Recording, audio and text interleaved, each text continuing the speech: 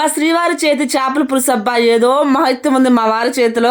దబరు కూడి తినేస్తాను నేనైతే, అంత బాగుంటది. ఈ రెసిపీ మీకు కూడా కావాలా? రండి వీడియోలోకి తెలిపోదాం. చేపలు నీట్ గా కడిగేసి ఉప్పు పసుపు కారం వేసి బాగా మ్యాగ్నేట్ చేసి పక్కన పెట్టేసుకున్నారు. నేను టమాటా పచ్చిమిర్చి మామిడికాయ వంకాయ అయితే కట్ చేయలేదబ్బా, వంకాయ కూరలు వేసినప్పుడు కట్ చేసుకుందాం.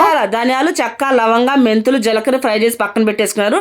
అట్లా చింతపండు కూడా నానబెట్టుకున్నాను అనమాట. కొంచెం వేడి నీళ్ళు పోసుకొని తొందరగా నానిపోద్ది. కడాయిలు ఆయిల్ ఆవాలు జీలకర్ర మెంతులు కరివేపాకు ఆనియన్ పచ్చిమిర్చి పసుపు వేసి కొద్దిగా ఫ్రై అవనిచ్చి అట్లా టమోటాలు కారం వేసి ఇంకొంచెం ఫ్రై అవనిచ్చి చేసిన వంకాయలు చింతపండు పులుసు అలాగే మామిడికాయ ముక్కలు కూడా వేసి కొంతసేపు అయితే ఉడకనిద్దామబ్బా. ఉడికిన తర్వాతనే చేప ముక్కలు అయితే వేసుకోండి, లేకుంటే చేప ముక్కలు చిదురైపోతాయి అనమాట. అందులో ఫ్రై చేసుకున్న మసాలా ఉంది కదా, అదైతే మిక్సీ పట్టేసుకోండి. కరెంట్ పోతే మళ్ళీ ఇబ్బంది, అసలు ఎండాకాలం ఒకటి కరెంట్ వేస్తున్నాడు. ఇక మిక్సీ పట్టేసిన పొడిని తీసుకొచ్చి కూర ఉడికిన తర్వాతనే వేసుకోండి, లేకుంటే చేదు వచ్చేస్తుంది. ఇంకా లాస్ట్ కొత్తిమీర తోటి గార్నిష్ చేసుకోవడం. చేప అద్దరిపోయింది అబ్బా. రెసిపీ చూసారు కదా, ఇంకా చేసుకోండి అబ్బా. ఉంటాయి బై.